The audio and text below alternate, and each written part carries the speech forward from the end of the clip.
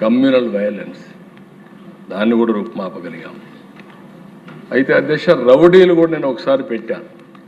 ప్రజలకు ఇబ్బంది కలిగించే రౌడీలే ఈ రాష్ట్రంలో ఉండకూడదని వాళ్ళని రాష్ట్ర బహిష్కరణ కూడా చేశాం.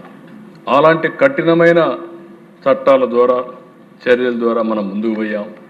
దానివల్లనే ప్రగతిని సాధించగలిగాం. ఈరోజు కొత్తది ఒకటి వచ్చింది. ఇదేంటో నాకు అర్థం కాలేగా రప్ప అధ్యక్ష చూస్తే నాకు ఎంత బాధ కలుగుతుందంటే ఒక రాజకీయ నాయకుడు ఎక్కడికన్నా పోతే నిన్న వరుసగా ఇదే పని రప్ప నడుమ జగన్ ప్రొద్దుటూరి పర్యటన పోయింది పెళ్లికి తప్పలేదు. అచ్చినాడు గారు తెలుసు చావుకైనా పెళ్లికైనా ఒకటే మంత్రం. వెళ్ళాడు. వెళితే ఏంటి అధ్యక్ష ఇది ఈయనకి సెక్యూరిటీ ఇవ్వలేదంటారు. సెక్యూరిటీ పోయిన ఏఎస్ఐ పరిస్థితి ఆ రప్ప చిక్కొని ఈయన స్ట్రెచ్చర్ పైన తీసుకొచ్చారు.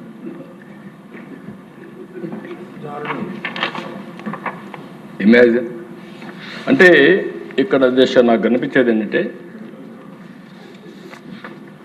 ఒక రాజకీయ నాయకుడు గంజాయి పైన మాట్లాడరు, డ్రగ్స్ పైన మాట్లాడరు, బ్లేడ్ బ్యాచ్ల గురించి మాట్లాడరు, ఇలాంటి వాళ్ళ పక్కన పెట్టుకుంటారు. కడాన నేను నా రాజకీయ జీవితాలు ఎప్పుడు చూడలేదు దేశ పొట్టేళ్లతో రక్తాభిషేకం చేస్తారు కటౌట్లకి. అంటే డైరెక్ట్గా ఇండైరెక్ట్గా హింసను ప్రోత్సహించడం ఒక రాజకీయ నాయకుడు చేయాల్సింది. నేను ఎప్పుడు నమ్మేది ఒకటే అధ్యక్ష, ఒకే మాట చెప్తాను. ఇది కూడా అధ్యక్ష, ఎవరైనా సరే పోస్ట్ మార్టానికి కారకులైన వారు తప్పకుండా పోస్ట్ మార్టానికే పోతారనేది నా ప్రగాఢమైన విశ్వాసం ఈవెన్ టుడే.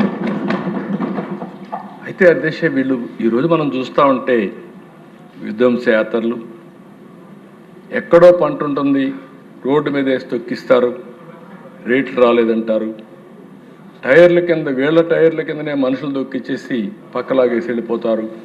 ఆ నింద ప్రభుత్వం పైన వేస్తారు. పరామర్శకు వెళ్తారు, వీళ్ళ పరామర్శలు ఎవరో చనిపోతే వాళ్ళని పరామర్శించరు. ఇది ఎక్కడ కొత్త సాంప్రదాయం అర్థం కాదు. బల ప్రదర్శన, పరామర్శ పెట్టినప్పుడు బల ప్రదర్శన పెట్టి ఈ యొక్క మోటార్ సైకిళ్ళు పెట్టి 5-6 కిలోమీటర్లు 10 కిలోమీటర్లు 6-7 గంటలు చేస్తారు. రోడ్ అంతా కూడా అంబులెన్స్లు పోతే దారి ఇవ్వరు. ఎవరైనా హాస్పిటల్ పోవాలంటే పోయే పరిస్థితి లేదు. ఇది ఎక్కడ సాంప్రదాయం నాకైతే అర్థం కావడం లేదు అధ్యక్ష. ఇంకొక పక్కన మీకు వీళ్ళకి ఎప్పుడు కూడా ఆ రోజు అధికారంలో ఉంటే విధ్వంసం చేశారు, ఇప్పుడు అపోజిషన్లో ఉంటే ఎక్కడికక్కడ ఇష్టానుసారంగా మాట్లాడుతూ పెట్టుబడులు రాకుండా అడ్డుపడతారు. పెట్టుబడులు వస్తే మేము వస్తాం, మళ్ళీ మేమంతా రీఓపెన్ చేస్తాం, ఫస్ట్ ఆ కేసే పెడతామని పీపీపీని తీసుకుంటే వాళ్ళు రానియకుండా బెదిరిస్తారు.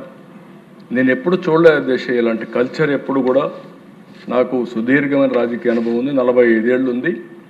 ఏ పార్టీ కూడా మారిగా బిహేవ్ చేయలేదు, ఆ విధంగా బిహేవ్ చేసే పరిస్థితికి వచ్చారు.